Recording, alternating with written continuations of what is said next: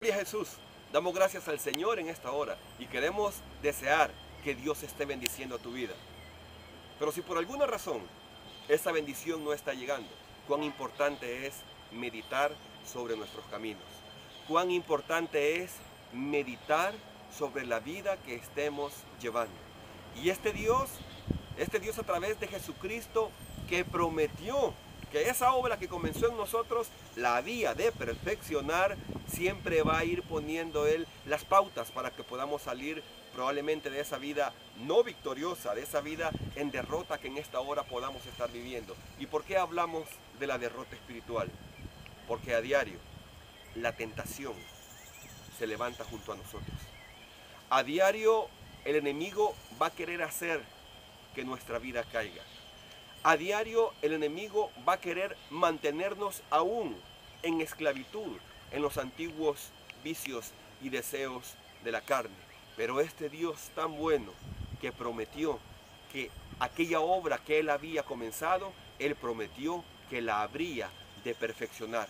Y para ello, sabiendo el Señor nuestra condición y sabiendo el Señor nuestras debilidades, nos provee de herramientas efectivas para que podamos vivir o volver a ese estado de victoria espiritual en que el Señor quiere que nos mantengamos para honra y gloria de Él. Y dice la palabra del Señor en el libro de Isaías, en el capítulo 44. Isaías 44, a partir del verso 21, el Señor nos da un punto que es fundamental en nuestra vida. Y este punto es el no olvidar. Y dice la palabra de esta manera: acuérdate de estas cosas. Y si el Señor dice acuérdate de estas cosas, es porque probablemente no las hemos estado trayendo a la mente, no las hemos estado trayendo al corazón. Por eso en algún momento el Señor decía a su pueblo, a Israel: átalas a tu mano, átalas a tu frente, habla de ellas al levantarte y al acostarte, al ir por el camino y al volver del camino. Al estar en tus labores diarias, átalas, vive, recuerda, memoriza estas promesas y estas verdades de parte de Dios. Por esta razón el Señor dice: acuérdate de estas cosas, oh Jacob, y acuérdate de estas cosas, oh Israel. Tanto el Señor habla al niño espiritual, al recién convertido, como aquel que tiene algún tiempo, aquel que ha estado experimentando ya cierto nivel de victoria en Cristo. De igual manera el Señor hace esta recomendación para cada día: acuérdate y no olvides. Acuérdate que has sido perdonado. Acuérdate que has sido limpiado. Acuérdate que hay un caminar, hay un trayecto que cubrir, hay una meta a la cual llegar. El haber recibido a Cristo es el inicio de una gran aventura, de una aventura que termina en el reino celestial. Acuérdate y no te olvides.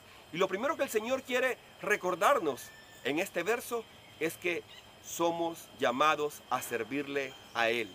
Somos llamados a vivir para Él. Somos llamados a estar dedicados a Él. Siempre que Jehová enviaba a Moisés delante de Faraón, le daba esta indicación: di a Faraón, deja ir a mi pueblo para que me sirva.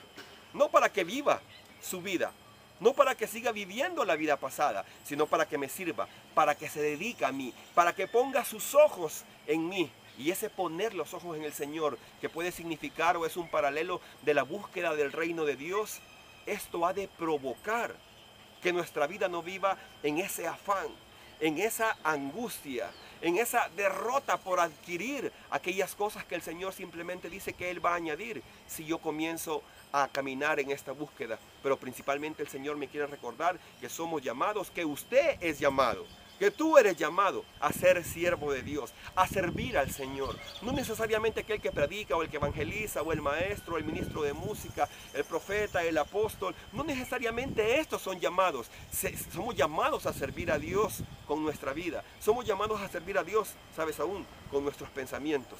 Y el Señor quiere hacerte recordar esto: que tu vida tiene un propósito, que hay un porqué, que hay una razón, que hay un objetivo, que hay una causa. Y dice el apóstol Pedro que somos un pueblo, una nación santa, un sacerdocio, como nación, como pueblo, como congregación. No hay llamados exclusivos, todos somos llamados a servir, y el Señor ha de establecer aquella manera en que le hemos de ser útil. Pero podemos alabar a Dios con nuestros actos, podemos alabar a Dios con nuestra vida, y quizás decirlo o expresarlo sea más fácil que vivirlo.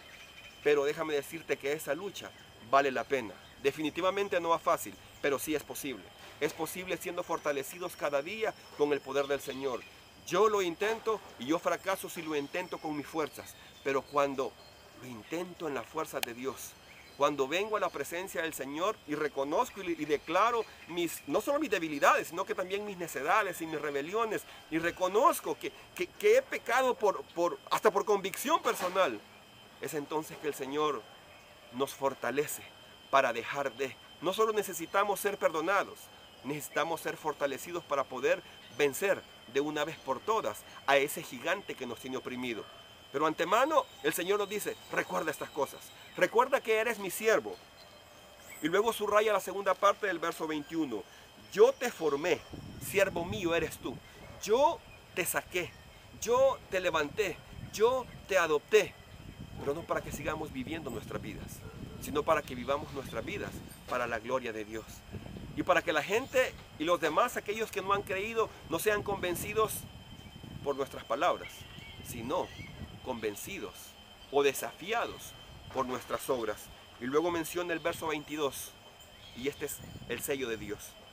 Recuerda también, no solo que eres mi siervo, recuerda que yo deshice como una nube tus rebeliones y como niebla tus pecados.